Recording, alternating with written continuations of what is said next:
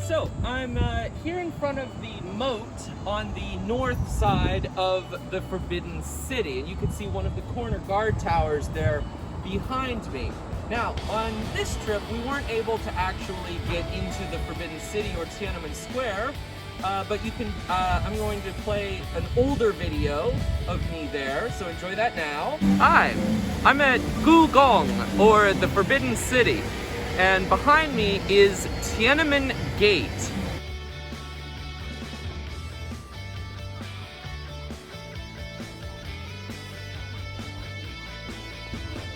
Hi, I'm now inside of the Forbidden City. Hey, wasn't that fun? So, if you were up in the sky looking down at the axis of Beijing and you drew a big long line from the beginning to the end, and then you drew in the wall of the Forbidden City, what you'd be looking at would be a box with a line through the middle. Now, that's not a coincidence. That's actually the Chinese character Zhong, and Zhong means center. And in fact, the Chinese name for China is Zhongguo, or Middle Kingdom, because just like Beijing is at the center of the world, China itself is the center of the world. They're literally the kingdom in the middle of the world. So behind me is the Gate of Divine Might. Now that's the north gate of the Forbidden City.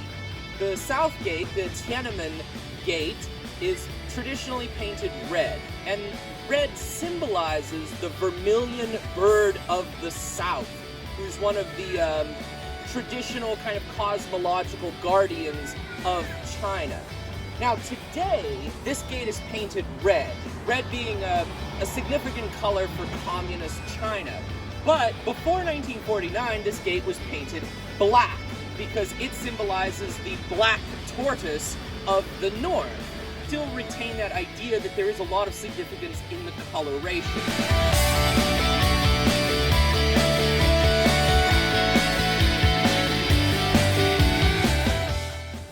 Okay, now we are walking through Jingshan Park, which is located at the very center of the north-south axis of Beijing. It's adjacent to the Forbidden City, and for most of its history, this was a private park for the emperors. It wasn't until 1928 that it was open to the common people. Now, today it's called Jingshan Park. It's had a lot of different names though. Qing Mountain, Wanshui Mountain, Zhen Mountain, Jing Mountain, which is of course where we get Jingshan Park from. And Coal Mountain was a popular name of the local people because they believed for some reason that the emperors were keeping a stash of coal in here. Now, a couple other fun facts about it. So this was a good walking garden for the various Yuan and Ming emperors. But this is not a real mountain. It's not a real hill. You saw the really deep, really wide moat. Well, when they were digging that moat, they had to put everything somewhere, and they just piled it up here. So this is in the era of the Yongle Ming Emperor. And so yeah, after they piled it all up, they planted some trees and then turned it into a private walking park. So the first Ming Emperor in Beijing is the one who built this park, and the last Ming Emperor in Beijing would commit suicide in this park when the Qing came in and created the Qing dynasty.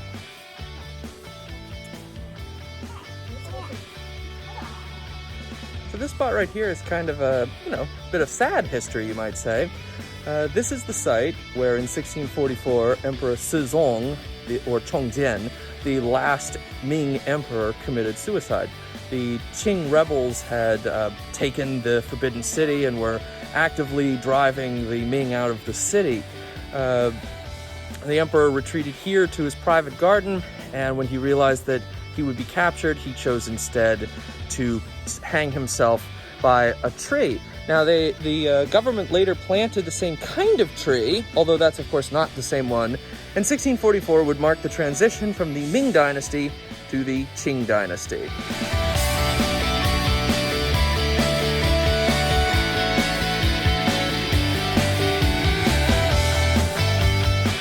So I'm standing on top of the hill up at the top of Jingshan Park right now. Again, a hill that's not natural. This hill was built entirely using the debris and dirt and rock that was dug out of the ground to build the moat around the Forbidden City in the beginning of the Ming Dynasty by the Yongle Emperor. But even though this hill was only first built by the Ming, this park has been used for long before that, 1,000 years actually of history in this park. The Ming and Qing both used it, of course, with the hill here, and before them, the Liao, the Jin, and the Yuan emperors all enjoyed walking in this park. Of course, at the time, it was flat, had no hill, but it was still a nice, shaded, cool area for the emperor to enjoy a leisurely walk. Okay, so if you look behind me, you'll see there's Jinchong Park that we just came out of.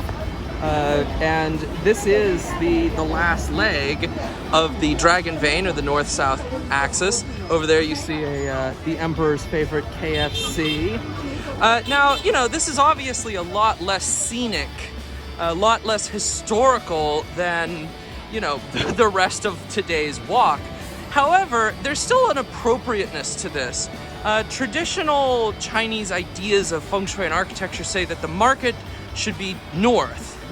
And, you know, this is a market. This is modern day market. This is business and commerce. So, yeah, even though I wouldn't say this has been my favorite part of the walk, I can still appreciate the connection to history. And as we keep walking down this way, we're going to get to a couple more really, really interesting sites. Well, we've done it. We've finally gotten to the end of the south to north axis across the middle of Beijing. Behind me is the Drum Tower. Now, this specific building dates back to around the Yongle Emperor at the beginning of the Ming Dynasty, but the first drum tower on that site was built at the time of Kublai Khan in the Yuan Dynasty, which is pretty great. I'm going to walk, so this is the drum tower behind me there. I'm going to walk around over here, and then you're going to see behind me the Bell Tower.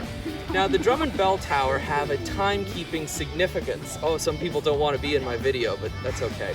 The drum tower beat out the hours of the night, and the bell tower rang out the hours of the day. And that was how Beijing kept time for hundreds and hundreds of years, until the 1920s, when a revolution ousted the last Qing emperor, Emperor Pu Yi. And then they adopted Western clockworks and, you know, Western timekeeping. But for hundreds of years, this drum and bell tower was the beating pulse of the city and allowed people to keep track of the time of day. And there's a little bit more history even going on. If you look behind me, you will see a COVID-19 testing station, which has become part of the daily life and daily routine of Beijingers today. So even now, this is not just a tourist site. History is being lived here. So just as a little bit of fun fact about what's going on with the COVID testing here is, so you line up.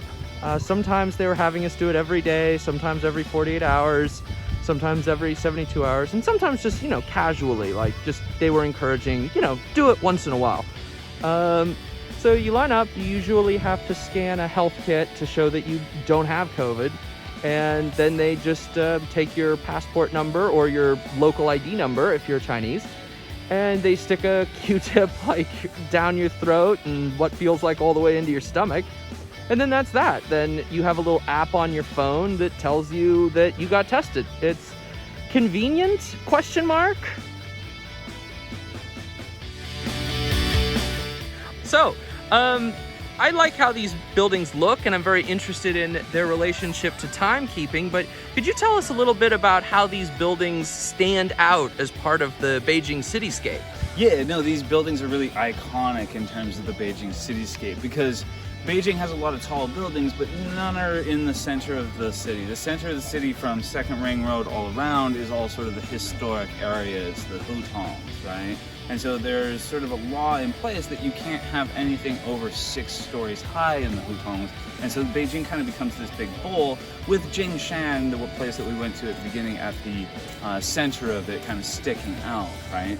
And these two towers actually are higher than 6 stories, so they really poke out in the Beijing skyline and are iconic buildings, especially at night when they light up, and they really enhance the sort of hutong skyline. Well, So we're all finished with our walk, we've completed the axis, but you know, if I kept walking north, I would keep walking through history. Directly north of where I'm standing, at the north side of the bell tower, I'd be walking towards Olympic Park and the Bird's Nest Olympic Stadium. Even though this is the end of the historical axis, this is certainly not the end of the Beijing axis. There's still more history as we walk north. But I'm afraid that's going to have to wait for another day. I want to thank Dr. Jarrett Wild for joining me on this walk. I want to thank Chinese historian Zhang Bo, who wrote a very interesting article that taught me a lot about the history of the Axis. And I want to thank all of you for watching. Bye-bye!